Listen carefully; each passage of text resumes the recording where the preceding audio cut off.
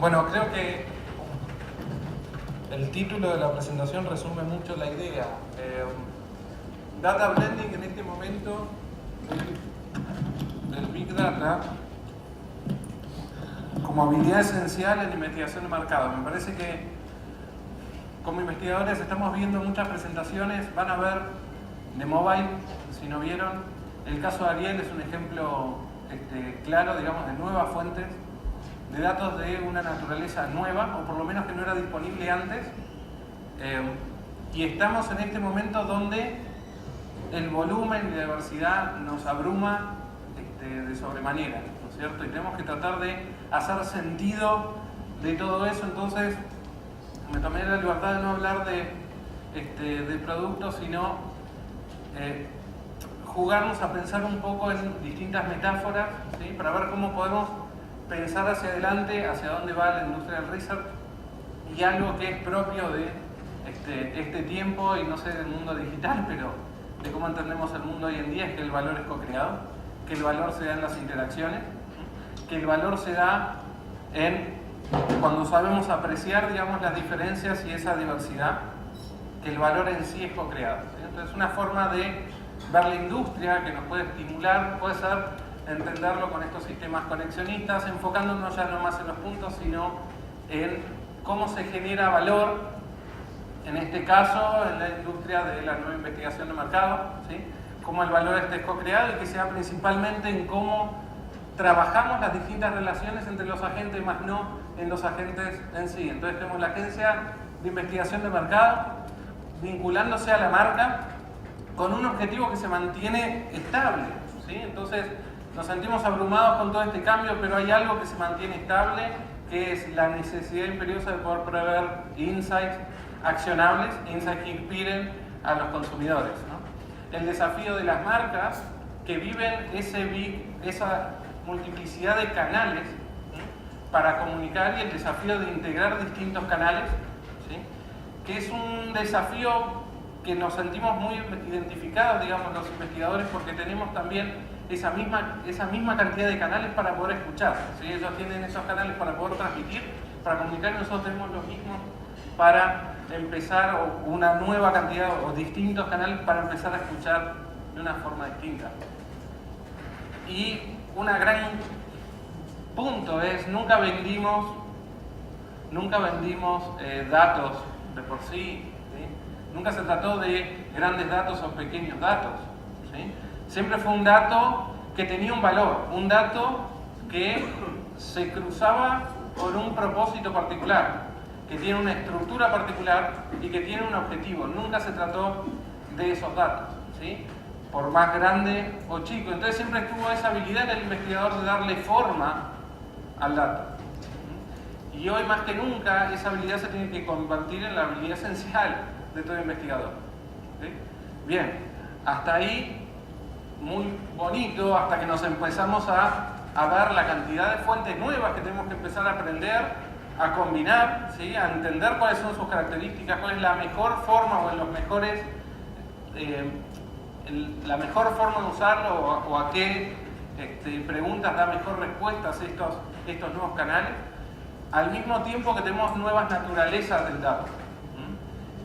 Y bueno, yo personalmente veo esto y como investigador me da ganas de salir corriendo. Hay otros investigadores que ven y dicen mobile y están saltando de una pata, ¿sí? Y para mí es un nuevo canal, ¿no? Es un desafío más, y estamos en un momento que me parece que es apasionante y que nos está desafiando, y si no se sienten desafiados se los van a comer crudos.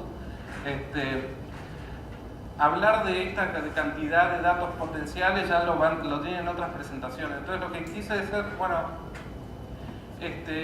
¿cómo resolvió esto la naturaleza? ¿Sí? Como ejercicio de creatividad y como ejercicio de pensar para adelante, es una pregunta que a mí siempre me ayudó, ¿sí? Y claramente la naturaleza ya resolvió el problema de la industria de investigación de mercado, de cómo hacer frente a distintos datos con distinta naturaleza. La respuesta claramente está en el cerebro, ¿sí? Y la naturaleza ya lo resolvió. Entonces dije, wow, encontramos una metáfora que va a funcionar, ¿sí? Para entender cuál es la mejor manera de procesar datos de distinta naturaleza y distintas fuentes, ¿sí? Y acá es donde me cabe mi propia fosa y que les quiero contar el recorrido para adelante para disparar ideas, ¿sí? Yo podría terminar mi presentación acá y decir el data blending, ¿sí? Y la necesidad de poder mezclar distintas fuentes como la habilidad esencial, y me parece que esa es la tesis principal, ¿sí? Pero lo que quiero hacer es permitirme entrar en ese bosque y ver qué nos encontramos, ¿sí? Tenemos a Daniel Kahneman, que lo que hizo fue describir dos grandes procesos, dos grandes sistemas de procesos de información. Estos dos grandes sistemas de procesamiento de información pueden ser como nos pueden ayudar a decir, bueno, ¿qué datos toma? ¿Por qué toma ciertos tipos de datos? ¿Por qué ciertos tipos de datos los procesa rápido? ¿Por qué otros tipos de datos los procesa lento? ¿Sí? ¿Cuál es la necesidad? ¿Tienen un objetivo particular? ¿Cómo trabajan esos datos? ¿Qué puedo tomar de esa metáfora? Bien. Algo que te encontrás es la necesidad de supervivencia, ¿sí? Que está asociado a un procesamiento rápido, económico, ¿sí? Y para sobrevivir, ¿sí? Ahora, ¿cuáles son las características? Esto está más asociado al tipo de procesamiento no consciente, a los sistemas 1, que tiene la característica de un funcionamiento modular. ¿Cuáles son las características del funcionamiento modular? Que son específicos de dominio. O sea, los datos que entran son muy particulares y son muy limitados.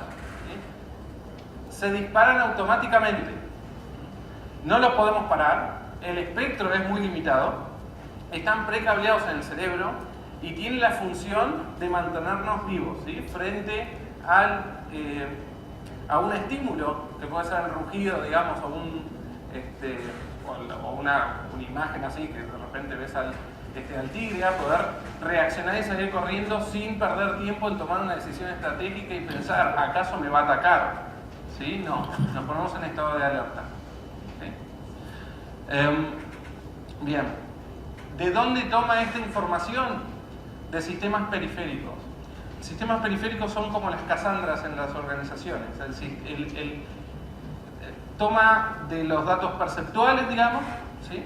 Esta información, que la procesa automáticamente. Aprendió para sobrevivir a hacer mecanismos que interpretan estos datos crudos y te dan un constructo a tu cabeza, te dice, ojo, ¿sí? Peligro y tigre a la vista. Entonces tenemos percepción, para mí me parece que la palabra clave acá es la periferia, las Cassandras, el riesgo, y yo lo asocié directamente a este tipo de procesamiento de información, a este tipo de velocidad en el dato, y a un dashboard limitado, muy necesario en su necesidad, digamos, de tenerlo a nivel continuo, ¿sí? Que nos ayude a detectar cambios drásticos o que de repente se disparó las menciones en las redes sociales sobre tu marca. En la periferia te están dando una señal de alerta y vos tenés que reaccionar y no podés esperar mucho más tiempo, digamos, o ya va a ser tarde cuando te enteres por un estudio, ¿sí? Que te diga que la percepción de tu marca se destruyó y se te viralizó un problema. Entonces, la necesidad de poder integrar y tener datos de la periferia de manera estable, ¿sí? Y a lo largo del tiempo me pareció como un dato interesante sobre la oferta. ¿Sí? No puede ser que cada vez que queremos profundizar en una cuestión tengamos que hacer un esfuerzo enorme, tener que producir dashboard, pensar todo de cero en cada uno de los estudios, y lo mismo del lado del cliente. Acá en Infotools mostraron como un ejemplo de cómo precablear, ¿sí? El traqueo de un dato que hace sentido y que soluciona una problemática específica y lo tienen como fuente de información accesible a lo largo del tiempo. Y después tenés el sistema 2, y acaso ahí está la habilidad del investigador, ¿no es cierto? Que es, requiere de esfuerzo, requiere de energía, que tiene mucho que ver con decisiones estratégicas, que tiene mucho que ver con un dato que va a traer distintas fuentes, ¿sí? Que no es un dato que salga, que vos puedas trabajar es más estratégico, no puedes trabajarlo directamente con un dashboard, ¿sí? Tomo el ejemplo, ¿no es cierto?, estos ninjas de Coca-Cola tomando productos ya generados, subproductos generados por el sistema 1 y el sistema 2 con el trabajo de integrar. Y acá hay dos características que me parece que valen la pena de la metáfora como para seguir profundizando. Bueno, acá reside el blending de datos, ¿sí? En un procesamiento consciente, ejecutado por el sistema central, que toma estos datos de la periferia, los trae ya como constructos, como productos ya cerrados, ¿sí? Y hace el esfuerzo de integrarlo. Entonces, hay dos puntos. Uno, que depende de estos sistemas, ¿sí? Y hoy no vamos a poder tomar una decisión tan estratégica, ¿sí?, si no contamos con estos módulos a disposición. Que tiene el procesamiento consciente, tiene acceso a la memoria de largo plazo, a los datos históricos, ¿sí?, de manera muy rápida y ya procesada. Entonces pensemos como un gran sistema de información y la habilidad de detectar patrones. Distintas formas de agregar el dato. Una es la triangulación, y esto sería una forma de trabajar información secundaria y trabajarlo. Yo no me meto a modificar estos productos, como es lo que puede generar un infotool como no sé, fuente secundaria, ¿sí? Y tomo y de ese producto voy a construir sin modificarlo, ¿okay? Tomo distintas fuentes y genero un insight, ¿sí? Piensen todos en la habilidad que tenemos las empresas de investigación, y lo digo más como crítica en general, ¿no es cierto? Nuestra habilidad para integrar fuentes, para poder rescatar lo propio de cada una de esas fuentes, ya sea quali, ya sea quanti, ¿sí?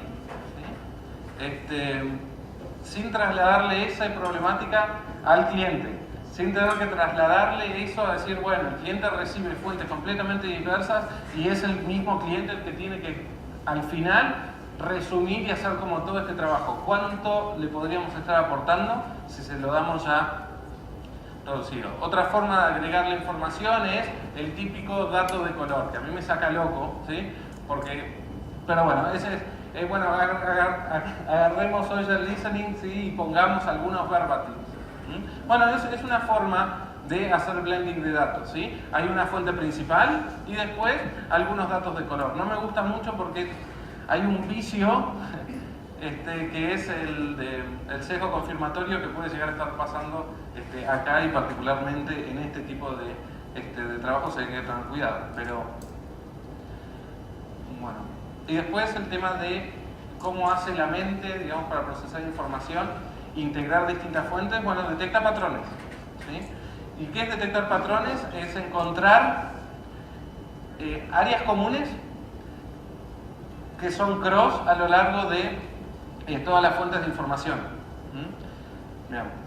Una forma de trabajar esto sería, bueno, primero identifico todas las áreas comunes de los estudios o las fuentes que tengo disponibles, y después enfoco la investigación primaria nada más en cubrir el agujero que me está faltando. Y otra es usar la metáfora en el sentido de el poder fusionar los datos a partir de pequeña información que es compartida. Y ahí ahora me suena, no sé, Google Consumer Service. ¿Por qué no? ¿Sí? O alguna fuente de información que comparte un mismo perfil demográfico y yo logro meterlo adentro de una misma base, ¿sí? Responde Level Analysis hecho a nivel como individual, mezclando fuentes que pueden ser de una naturaleza completamente distinta, asociado a un mismo perfil demográfico.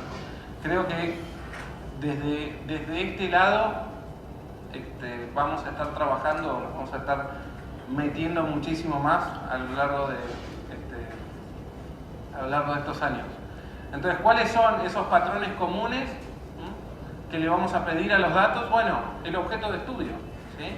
Hay mucho y más en la parte de neurociencia, donde lo que están trabajando son, por ejemplo, las redes semánticas de asociaciones, esto del Implicit Association Test, que da cuenta de la red semántica de asociación en una marca, la percepción o qué es una marca para mí, ¿sí? Y tenemos información, que es un mismo objeto de estudio, tenemos información de manera explícita y de manera implícita, ¿sí? Eso sería compartir un mismo objeto, ¿sí? Compartir un mismo objeto de estudio, pero que la naturaleza del dato sea completamente distinta. O compartir el método de recolección, ¿sí? O la fuente la fuente, o sea, los mixed modes son un claro ejemplo de compartir muchas veces los demográficos y mezclar los métodos de recolección. Y vamos cerrando. Lo que cuenta, digamos, en un matrimonio saludable no es lo compatible, sino cómo manejamos la incompatibilidad. Y les quiero mostrar un segundo estos dos slides, que es un ejemplo de data blending, donde teníamos el desafío de entender para un mismo objeto de estudio, poder trabajar diferencias en dos consumidores, ¿sí? Es un ejemplo donde, por ejemplo, en la compra de último mes, los consumidores conectados eran completamente distintos a los consumidores no conectados, ¿sí? Por la brecha digital en México, ¿sí? Teníamos esta necesidad.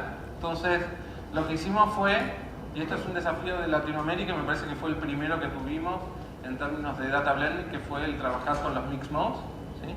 Ver la posibilidad de con una fuente trabajar y emular perfecto a través de los paneles el comportamiento de los consumidores conectados y después trabajar con un reclutamiento offline para entender mejor el comportamiento de los no conectados y lograr un blending que mostraba contra nuestros datos históricos un macheo excelente.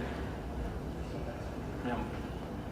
Okay. Nosotros, como metáfora está buenísima, emular la mente, aprendamos que la mente de un investigador es particular. Tenemos que tener mucho cuidado en el sesgo confirmatorio, que es eso de ver en una nueva fuente de información nada más lo que confirma mi sistema de creencias, porque esa es la forma en la que nosotros terminamos aniquilando los insights y es el gran riesgo que vamos a tener si lo único que hacemos es buscar datos de color en las otras investigaciones disponibles para buscar los datos que confirman mi hipótesis, en vez de tomar, como hace la mente, un producto y lo analiza como tal. Toma el producto cerrado, esta investigación que tengo de esta fuente me dice tal cosa, ¿sí? Si me dice algo que es contrario a mi fuente primaria, no la descarto, sino que trato de hacer dialogar y trato de entender las diferencias, en vez de abandonarlo y decir listo, tenía razón. Bueno, muchas gracias y acuérdense que la experimentación es todo. Muchas gracias, Nacho. Nacho, como ustedes pueden ver, es fácil de ubicar. Entonces lo puede ubicar ahora al almuerzo, sentarse cerca de él y continuar esta conversación a quien le guste llegar. No se ve todavía porque nos queda la última presentación, que es